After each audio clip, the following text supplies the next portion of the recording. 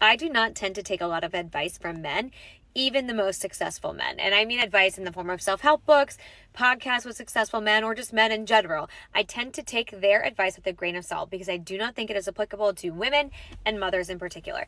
And I was reminded of this listening to The Diary of a CEO with Casey Neistat. I don't know Casey Neistat very well. I know of him, obviously, but I don't follow him. I never did. And so limited knowledge base. But I was listening to his podcast with Stephen Bartlett, and it was really interesting. But I was really hung up on this fact that they talk a lot about how he became a father at a very young age. He was like 15 years old and he had his first kid.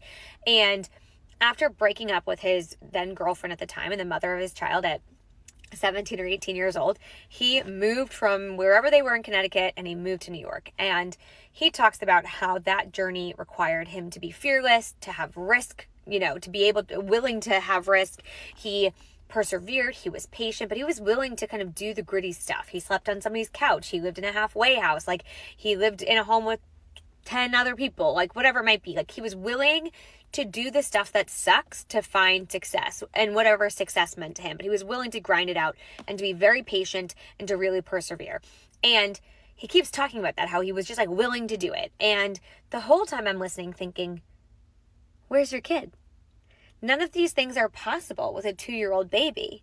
You can't sleep on somebody else's couch with your 2-year-old baby. You can't stay out till 4 a.m. with your 2-year-old baby. You can't live in a halfway house like that with a 2-year-old baby because he claims he bribed his way into it. Like, you don't do that with a 2-year-old.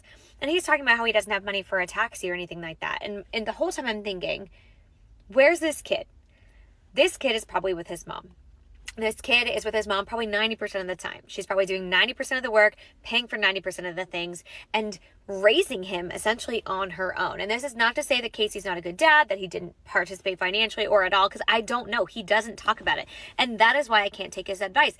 I want to know what happened there. If it were a mother telling that story, you would know what she did for childcare, how she paid for everything for that child, where they lived, who supported her, what was her village like. Like, you'd know those things because those things were critical to her success if she had success. But for him, it wasn't critical because he had her.